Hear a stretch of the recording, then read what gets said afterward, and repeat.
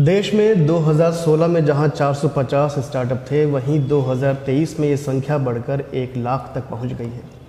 ऐसा देश के उन युवा एंटरप्रेन्योर्स की महत्वाकांक्षा और उनके जज्बे की वजह से हुआ है, जिन्होंने इस देश की इकोनॉमी में अपना कंट्रीब्यूशन तो दिया ही है, साथ में ऐसे लाखों युवाओं को एक सपना भी दिया है कि अगर आप अपनी ख्वाहिश, अपने सपनों को पूरा करने की शिद्दत से कोशिश करें तो कुछ भी मुमकिन हो सकता है। ऐसे ही एक युवा एंटरप्रेन्योर आज हमारे साथ हैं, अंकित अग्रवाल, फूल.com से। आज हम उनसे जानेंगे उनकी सक्सेस स्टोरी, साथ ही उनके एंटरप्रेन्योर आइडिया के बारे में, और देश में आने वाले वक्त में किस तरह के एंटरप्रेन्योर सेक्टर्स और उभरेंगे, इसके बारे में बात करेंगे। अंकित, आपका स्वागत है। Thank you. सबसे पहले अंकित, मैं आपसे जानना चाहूँगा आपकी वो सक्सेस स्टोरी जिसके बारे में लोग आपके सक्सेस होने के बाद का तो जानते हैं, लेकिन उससे पहले की, जो फूल.com से पहले की जो स्टोरी है, जिसके लिए आपने सालों मेहनत की होगी, कुछ आपने सपने देखे होंगे, कई बार कोशिश करने के बाद आपकी वो चीज़ें जो हैं सफल नहीं हो पाई होंगी, लेकिन बार बार गिर के उठने के बाद आपने जो सफलता पाई है, मैं उसके बारे में जानना चाह रहा था आपसे कि किस तरीके से शुरुआत हुई। तो फूल से पहले मैं सिमेंटिक नामक एक कंपनी में ऑटोमेशन साइंटिस्ट था। तो ये बात है करीब सन 2016 की। चेक रिपब्लिक में मेरे एक दोस्त हैं, उनका नाम है याकूब, वो इंडिया आए हुए थे। तो वो जा रहे थे आपका दिल्ली, आगरा, जयपुर घूमने। तो मैंने बोला अगर आपको देखना है कि असली हिंदुस्तानी का असली जीवन कैसा है तो तुम हमारे गांव में आओ, हमारे छोटे शहरों में आओ तुम। फिर वो बोला कि मैं तुम्हारे घर आ सकता हूँ क्या? तो मैंने बोला अवश्य। तो फिर हमने उसे कानपुर बुलाया। तो अब कानपुर में बहुत ज़्यादा जगह नहीं है जहाँ मैं किसी को घुमाने ले जा सकता हूँ। तो मैं कुबा को गंगा जी के घाट ले गया। तो हम लोग करीब 1 घंटा घाट पे बैठे और कुबा गिनने लग गया। उसने गिना करीब 150 लोग, महिलाएं, बच्चे, सब गंगा जी में डुबकी ले रहे थे। बट उस समय पानी इतना गंदा था कि हम उसे छूना भी नहीं चाह रहे थे। तो वो मुझसे एकदम से पूछने लग गया कि ये लोग को बुद्धि नहीं है क्या, ये लोग को तबीयत खराब हो जाएगा, ये लोग क्यों इस पानी में नहा रहे हैं? तो मैंने उसे बताया भाई ये हमारी धरोहर है, ये हमारी माता है, तुम टेंशन मत लो, इसमें कुछ भी नहीं होगा। फिर हम लोग और बातचीत करने लग गए। वो बोला कि अगर ये तुम्हारी भगवान है, ये तुम्हारी माता है, तो तुम इसे साफ क्यों नहीं रखते हो? तो मैंने बोला बहुत विभिन्न प्रकार के रीजंस हैं कि ये कारण है कि गंगा जी क्यों अशुद्ध हो रही हैं या क्यों गंदी हो रही हैं। वो बोला एकदम से तुम क्यों नहीं कुछ करते हो? मैं बोला यार कि यूरोप थोड़ी है, ये हिंदुस्तान है, ऐसे थोड़ी कुछ हो जाएगा कि मैं आज बोलूँ चलो गंगा जी साफ हो जाए। और मैंने ये लाइन बोली और इतने ही में ही बगल से एक मंदिर ने टेम्पो भर के नदी में फूल डाल दिए। और फूल में जो भी कीटनाशक और पेस्टिसाइड्स वगैरह थे वो सारे सरफेस पे आ गए और उससे लाइट रिफ्रैक्ट होने लग गई। वहाँ से मुझे ये सोच आई कि मेरे माता पिता, मेरे दादा दादी, मैंने सबको देखा है, हम सब लोग जो पूजा का वस्तु होती है उसको या तो नदी में प्रवाहित करते हैं या फिर हम उसे मंदिर में जाके कंपाउंड में पेड़ के नीचे, वृक्ष के नीचे रख देते हैं।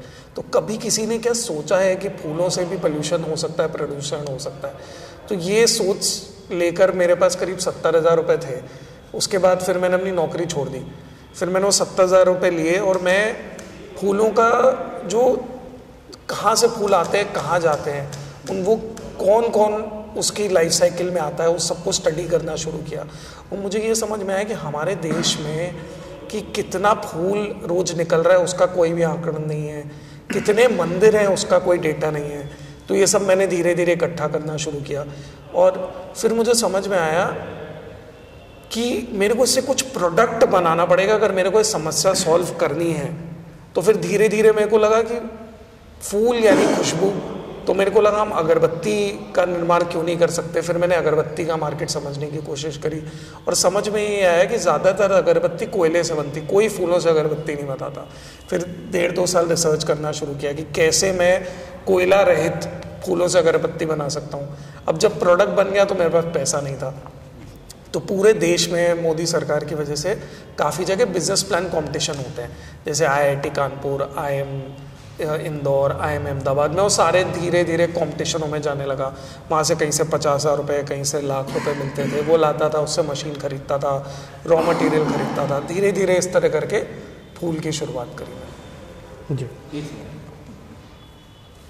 अच्छा अंकित, आप अभी जैसे अपनी ये स्टोरी बता रहे थे, आइडिया जिस तरीके से जनरेट हुआ, देन उसके ऊपर आपने जिस तरीके से काम शुरू किया, टेक्निकल एस्पेक्ट बहुत ज़रूरी चीज़ होता है किसी भी स्टार्टअप में, और उससे भी ज़्यादा ज़रूरी चीज़ होता है उस पर्टिकुलर स्टार्टअप या आइडिया के मार्केट को समझना। दोनों चीज़ों की तैयारी करने में आपको कितना वक्त लगा, प्लस जब ये सारी चीज़ें आपके हाथ में हो गई तो उसके बाद जो चुनौतियाँ आपके सामने थी, खासकर उसका मार्केट ढूंढना, उन लोगों तक पहुंचाना जिन लोगों को वाकई में इसके ज़रिए रोज़गार मिल सके, क्योंकि अकेला ये सब कुछ पूरा मतलब मैन्युफैक्चर करना, मंदिर से फूल उठाने से लेकर उसकी मैन्युफैक्चरिंग तक फिर मार्केटिंग तक आसान काम नहीं था। आपकी जो टीम डेवलप हुई और किस तरह की चुनौतियाँ शुरुआती दौर में आपको आईं, वो थोड़ा सा मुझे बताइएगा। तो ये काफ़ी दिक्कतें मेरी सॉल्व हो गई थी आईआईटी कानपुर की वजह से। ओके। तो किस ईयर की बात है ये बात है 2017 की। 2017। तो आईआईटी कानपुर एक इंक्यूबेशन प्रोग्राम चलाते हैं जिसमें कि मेरे जैसे कोई भी एंटरप्रेन्योर्स हैं जिनके पास कुछ आइडिया है, वो कुछ काम करना चाहते हैं, तो आईआईटी उन्हें सपोर्ट करते हैं, टेक्निकल हेल्प करते हैं, मेंटर दिलाते हैं, तो उससे वो काफ़ी मदद मिल रही। और दूसरा फिर अब सबसे बड़ी चीज़ जो होती है मार्केट, किसी भी बिजनेस के लिए बहुत बड़ी चीज़ है कि आप ये बेचेंगे कैसे, कौन खरीदेगा। बिल्कुल। तो उसके लिए मैंने ये किया कि मेरे दिल्ली, मुंबई और पूना में करीब 50-50 घर चुने जो मुझे लगता था कि ये शायद मेरे कस्टमर हो सकते हैं। तो मैं करीब 150 घरों में मैंने सबके यहाँ घर जा के 2-2 घंटे बिताया, लोगों से बातचीत करी कि वो अगरबत्ती खरीदते हैं तो क्यों खरीदते हैं, या अगर वो इस्तेमाल करना बंद कर चुके हैं तो क्यों बंद किया है, क्या वजह है, वो क्या चाहते हैं कि कैसी अगरबत्ती हो, कितने रुपए में खरीदना चाहते हैं, कहाँ से खरीदना चाहते हैं। वो मैंने बहुत डीप स्टडी किया, उससे मुझे कुछ इंसाइट समझ में आए। जैसे मैं मुंबई में जब घरों में गया तो मुझे ये समझ में आया कि लोगों के जो मंदिर हैं वो लोग अपने रसोई में ही रखते हैं। मुंबई में बहुत ज़्यादा घर बड़े नहीं होते, छोटे घर होते हैं। और होता यह था कि जब आप अगरबत्ती जलाते हैं तो जो उसकी राख गिरती थी, वो जैसे आपने किसी छोटे स्टैंड में 5-6 अगरबत्ती लगाई, वो सब जगह राख गिर जाती थी, फिर उन्हें सफाई करने में बहुत दिक्कत होती थी। तो मैंने फिर ये किया कि मेरी अगरबत्ती आप 4-5 ना जलाएं, एक ही जलाएं। और उसके साथ मैंने एक स्टैंड देना फ्री में शुरू किया कि सारी राख उसी स्टैंड पे ही गिरेगी। तो इस तरह कर करके काफ़ी कस्टमर्स की प्रॉब्लम समझी, हर एक प्रॉब्लम को सॉल्व करने की कोशिश करी, और इसमें आईआईटी ने काफ़ी सपोर्ट किया। यहाँ तक कि जो मेरा पहला टीम मेंबर हमने हायर किया था वो भी आईआईटी कानपुर की मदद से ही हुआ था। तो और आईआईटी कानपुर में आज की तारीख में करीब 150 से ज़्यादा स्टार्टअप्स हैं। और मुझे ये लगता है कि आज की तारीख में और 5 साल पहले में फ़र्क अब ये हो गया है कि आज हर शहर में इनक्यूबेटर्स हैं। बिल्कुल। तो वो आपकी मदद करते हैं। जैसे राजस्थान में राजस्थान वेंचर फंड का इनक्यूबेटर है, फिर तो आपको उन सबसे मदद मिल सकती है, बस आपको मांगने भर की कमी है। बिल्कुल। अंकित जी, मुझे ये भी एक चीज़ आपसे जाननी है, क्योंकि आप इतने अच्छे तरीके से अपने आइडिया को लेकर आगे बढ़े, लोगों को काम दिया। आमतौर पर होता क्या है कि युवाओं के पास आइडिया बहुत अच्छे होते हैं, बहुत सेंसिबल आइडिया होते हैं, क्योंकि जिस तरीके से अभी अपब्रिंगिंग हो रही है और जिस तरीके का एनवायरनमेंट उनको मिल रहा है सोसाइटी की परेशानियों को देखते हुए, उनके पास आइडिया तो बहुत अच्छे होते हैं, लेकिन आमतौर पर कुछ स्टार्टअप सिर्फ इसलिए फेल हो जाते हैं कि जो शुरुआती एक पुश चाहिए होता है, जो बेस चाहिए होता है, वो उसकी तैयारी नहीं कर पाते, या कई बार कर लेते हैं लेकिन उनको कहीं ना कहीं फाइनेंशियली प्रॉब्लम आने लगती है। तो वो कुछ रास्ते ऐसे, कुछ सरकारी योजनाएं, कुछ ऐसे इनक्यूबेटर्स या कुछ ऐसे तरीके हैं जो जिनसे मतलब उनको शुरुआती दौर में फ़ंड मिल सके, क्योंकि फ़ंड जुटाना, एंजल जो वो डोनर होते हैं वो बड़ा आसान नहीं होता मिलना। तो ये थोड़ा सा मैं जानना चाहता हूँ, तो जिनके पास आइडिया है, अपना कुछ काम शुरू करना चाहते हैं, वो किस तरीके से अपने कदम आगे बढ़ाएं कि उनको मतलब अपना स्टार्टअप शुरू करने के बाद बंद ना करना पड़े। ये 100% आज के देश में, क्योंकि गवर्नमेंट की पॉलिसीज़ ऐसी हैं कि वो स्टार्टअप्स को सपोर्ट करना चाहते हैं, बहुत सारे ग्रांट आज आपके एमएसएमई से आपको ग्रांट मिल जाते हैं। अगर आप रिसर्च वाला स्टार्टअप कर रहे हैं तो बायोटेक्नोलॉजी, बायरैक से ग्रांट मिल जाते हैं। और आज की डेट में जितने भी ऑयल और पेट्रोलियम वाली कंपनीज़ हैं, आपके HP ले लीजिए या हिंदुस्तान पेट्रोलियम ले लीजिए, कोई भी इंडियन ऑयल ले लीजिए, वो सबके समय पे अवार्ड्स निकलते रहते हैं और धनराशि भी कम नहीं होती है। 50 लाख से 2.5-3 करोड़ का धनराशि की मैं बात कर रहा हूँ, ये सारे आपको मिल जाते हैं। और अगर आज की डेट में बिजनेस प्लान कॉम्पिटिशन्स देश में, उनके भी स्तर बहुत बढ़ चुका है।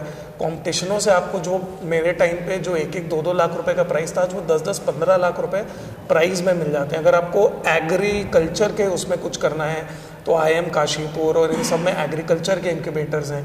तो आज की डेट में वो चीज़ आसान है। तो सिर्फ एक चीज़ है कि कोई भी स्टार्टअप करना बहुत ज़्यादा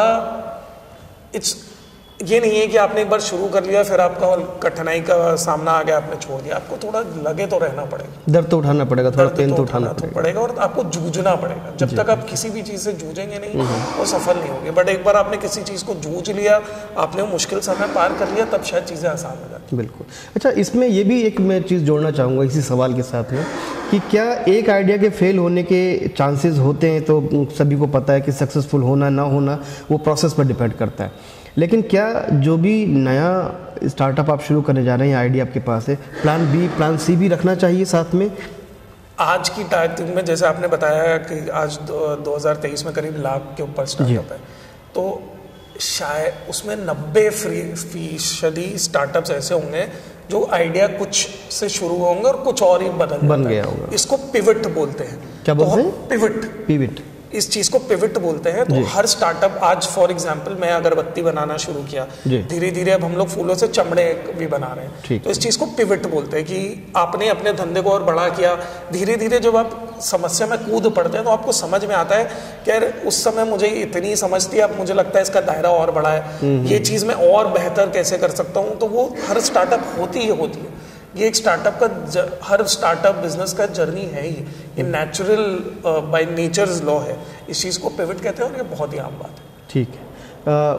कानपुर जैसा एरिया जहाँ पर चमड़े का इतना काम होता है और मतलब एक तरह से देखा जाए तो पॉल्यूशन और जितनी चीज़ें हैं उसकी भी कोई कमी नहीं है, और टियर 2 टियर 3 उस रेंज के शहर हैं ये लोग। ऐसी जगह से जब आप निकलते हैं, फूल.com की शुरुआत करते हैं, उसके बाद चमड़े के बिज़नेस में कुछ नया इनोवेटिव करते हैं, तो ये सब चीज़ें जो हैं एक शहर को देने के मकसद से, ये जो आपकी जो पॉल्यूशन को लेकर पॉलिसी है कि ये सब चीज़ें जो विकसित होती हैं, डेवलप होती हैं, इसकी ये एक आइडिया को मतलब चिंगारी देने का काम करता है कि उस माहौल में आपने वो तकलीफ़ें परेशानियां झेली हैं, फादर के साथ घर में देखा हो, आस पड़ोस में देखा हो कि मेरे शहर के लिए ये परेशानियाँ जिम्मेदार हैं, इससे भी आइडिया आते हैं। 100% मतलब आप ये समझिए ना कि जब आदमी जितना तकलीफ से दूर रहेगा उसे तकलीफ का अंदाज़ ही नहीं है, जितना आप उसके पास है वो नज़दीक। और दूसरी चीज़ आज की तारीख में मुझे लगता है कि दिल्ली, मुंबई, बैंगलोर में स्टार्टअप करना मुश्किल है, जो छोटे शहर जैसे कानपुर, जयपुर में ज़्यादा आसान है। क्यों? क्योंकि यहाँ एक्चुअली मैं यही पूछना चाह रहा था आपसे। हाँ, वो ज़्यादा आसान है। क्यों? क्योंकि अगर आप हल्का थोड़ा बहुत भी छोटा काम अच्छा कर लेते हैं तो यहाँ ज़्यादा लोगों को पता चलता है। जो शहर के नगर महापालिका, जो डीएम और बाकी सरकारी कर्मचारी हैं, वो भी चाहते हैं उनके छोटे शहर में अच्छा काम हो, लोग आपको ज़्यादा सपोर्ट करते हैं। और दूसरी चीज़ कि आज की हिंदुस्तान की जनता सोशल मीडिया की वजह से अवेयरनेस फैल रही है, वो भी चाहते हैं कि अरे छोटे शहर से कोई कुछ काम कर रहा है तो उसे हम कैसे सपोर्ट करेंगे वो बड़ा बन जाए। और दूसरी चीज़, आज ये समझिए दिल्ली, मुंबई में ट्रैवल करने में आपका 2-2, ढाई घंटा चला जाता है। वो आज मेरे घर से मेरा ऑफिस 5 मिनट की दूरी पर है, मेरे डिस्ट्रैक्शंस नहीं है, तो वो काम में भी आपका ज़्यादा अच्छा फोकस रहता है। और वो आपकी जो कॉस्ट है वो हर चीज़ की कम रहती है। वही जो काम आज आपका मुंबई में 50 रुपये में हो रहा है, कानपुर में 20 रुपये में हो जाता है। तो एक स्टार्टअप के लिए जितना मतलब छोटे शहर में करना ज़्यादा आसान है, मुझे ये लगता है। ठीक है अंकित जी, मेरा लास्ट सवाल है, आप उन यंग एंटरप्रेन्योर्स को या जो बनने वाले हैं, जो कोशिश कर रहे हैं और जूझ रहे हैं जैसा आप कह रहे थे, उनको क्या सलाह देना चाहेंगे अपने अनुभव के आधार पर? बीते 7-8 साल में जो आपका अनुभव रहा है कि जब आप कोई आइडिया लेके काम शुरू करते हैं तो किन चीज़ों का सबसे ज़्यादा ध्यान रखें? सबसे पहले 3 चीज़ें अगर एंटरप्रेन्योर्स जिनको बनना हो सीख लें। एक तो एक अच्छा ईमेल लिखना, ये बहुत बेसिक सी चीज़ है, बट हम लोग के ना स्कूल में पढ़ाई जाती है ना लोगों को अच्छे आता है एक ढंग से ईमेल कैसे लिखना है। एक दूसरी चीज़ एक्सेल शीट्स, मतलब जो फाइनेंस होते हैं, हम लोग को ये लगता है अरे देख लिया जाएगा, बट वो बहुत ज़्यादा इंपॉर्टेंट होते हैं। एक बिजनेस प्लान कैसे अच्छा बनाना है, ये आना। तीसरी चीज़ स्टोरीज, मतलब अपनी चीज़ को कैसे एक इंटरेस्टिंग तरीके से आप लोगों को बताते हैं कि लोगों को उसमें रुझान आए, कि भाई एक छोटी सी चीज़ को कहानी के रूप में बता पाना। ये 3 चीज़ें अगर कर ली तो आप काफ़ी लंबा जाएंगे। और देखिए दुनिया में आपको ना बोलने वाले बहुत हज़ारों लोग होंगे, हर कोई यही बोलेगा ये मुमकिन नहीं है, पॉसिबल नहीं है, बट जितना लोग आपको बोले उतना ही आप और ठान लीजिए कि ये तो करके ही दिखाना है, तो वो हो जाएगा।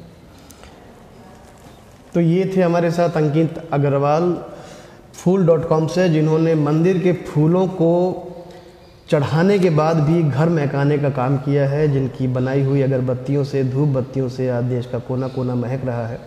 ऐसे ही स्टार्टअप्स के लिए अगर आप भी प्रयास कर रहे हैं तो अंकित अग्रवाल की ये स्टोरी आपके लिए बहुत इंस्पायरिंग हो सकती है। पत्रिका टीवी के लिए मोहम्मद इमरान, नमस्कार।